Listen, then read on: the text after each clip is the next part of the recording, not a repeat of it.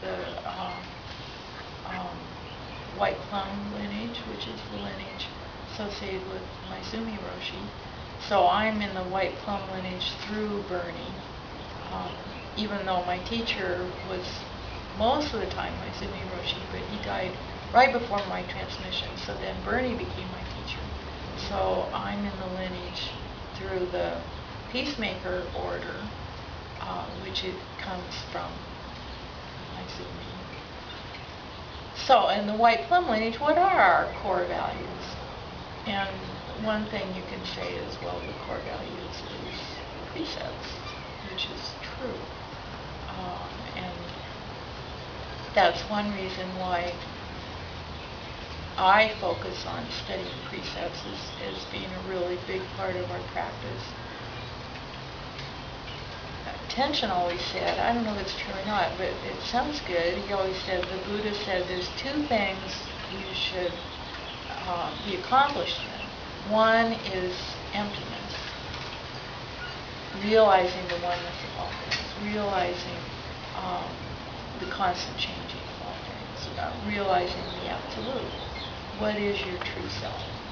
So-called awakening to emptiness. And the other is karma, that there is cause and effect. And the precepts are really talking about karma from the context of emptiness. So one way to look at it, core values is, well, just follow the precepts, just study the precepts. But a number of centers have worked on developing their own more specific description of core values. And we decided to do that with White Plum, work on core values. And there's a group that's going to work on it more in depth. We just had the weekend. Actually, we just had a morning to work on core values. And what they came up with was integrity, honesty, and humility, which I really liked as just real basic core values that comes out of Zen practice and that is part of our life as Zen students. So I don't know if integrity and honesty are kind of the same thing, and someone said humility, integrity is the same thing. I don't know. Maybe they're all the same thing. But this honesty is something that people talked about a lot at the meeting. The most important thing is to tell each other the truth and to open up about our shadow with each other, or however you interpret honesty. And that's kind of what in this article, which I didn't read the whole article, but what he said he loved about that community was it was a place where he could be his true self in terms of I'm cranky before I have my cup of coffee. I like to smoke cigarettes. All the things that it's hard for us to share with each other. That true intimacy is when we learn about each other. We learn our strengths and our weaknesses. So made me start thinking about Zen community and just wanted to talk a little bit about the history of Zen community. And of course I'm not a historian and I don't really know. I'll tell you what I think. Basically, our history is with monastic life in the Zen community, and the Zen monasticism is, I think, very similar to Christian, and I think there's some theories that, from the Buddhist perspective, the Christian got their style from us, as what we say. Got the name of that disciple of Jesus who went to India, the young one, Andrew? I don't know. Anyway, but they were interacting with India, and they did know about Buddhism, and that that monastic structure may have been, Christian may have been influenced by Buddhist monastic structure. But at any rate, for thousands of years, the Zen community has been segregated in terms of gender, and many more men practicing together than women, because there's always been a feeling that it's much more difficult for a woman to wake up than a man, until recently. And the community has been mostly centered around Zazen, and monastic practice is meditation, eating together, working together, the kind of schedule that we do during sesshin or during ongo. That's kind of that monastic schedule, structure. And it's only been, and again, I could be wrong, but basically it's been since Zen has come to the United States, and that's very young. ZCLA, I think, is 60 now, 60 years old. Maybe 40, I don't know. But very young that we started these communities in the United States. And Suzuki Roshi started communities, Maizumi Roshi did. Katagiri, I don't know if Katagiri Roshi had residential communities. I'm not sure. But it's been a challenge, and the challenges have been genders living together.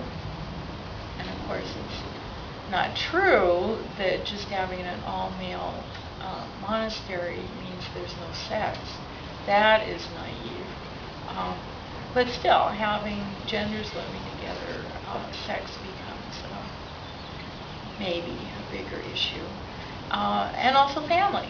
I mean, basically, one of the reasons why celibacy, well, I think, why celibacy was so important for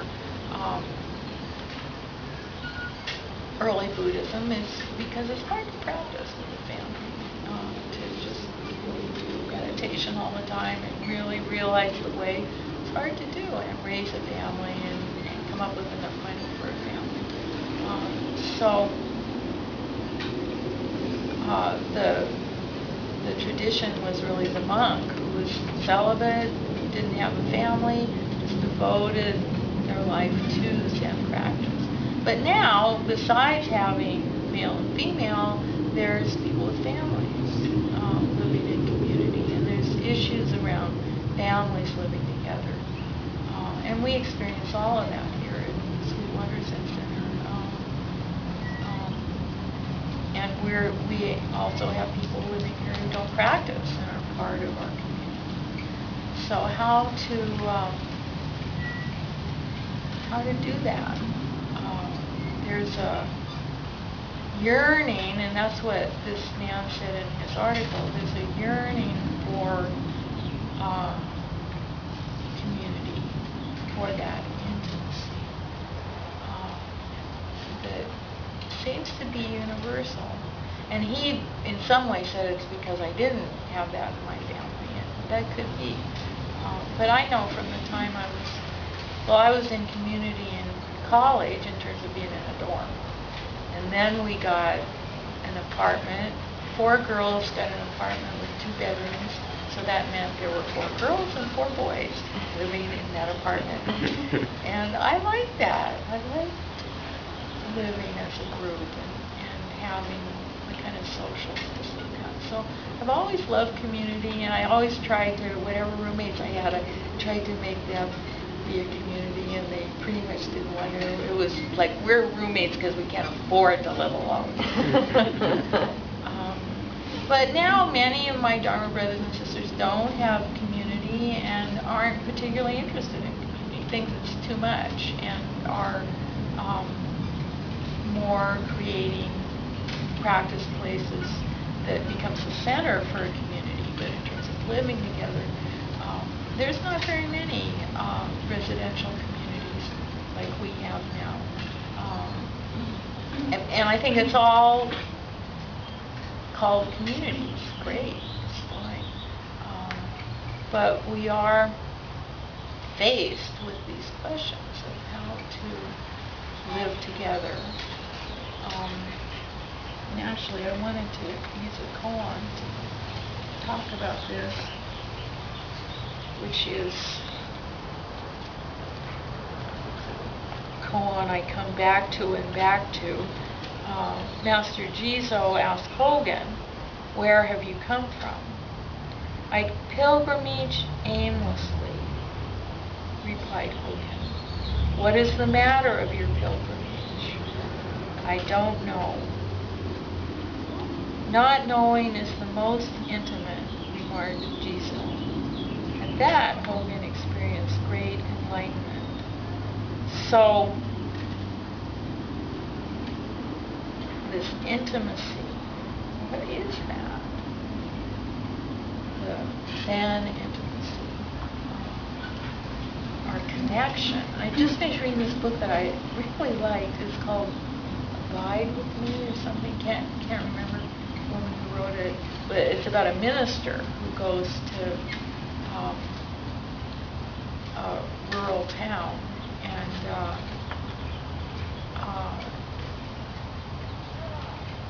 and he talks about, sometimes I feel connected, sometimes I don't. And for him, the connection is being with God, like having that awareness that God is with me. And sometimes I don't feel that.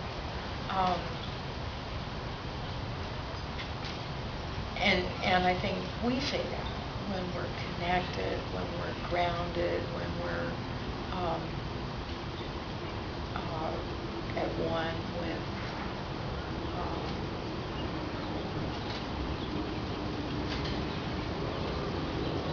or have that sense of intimacy.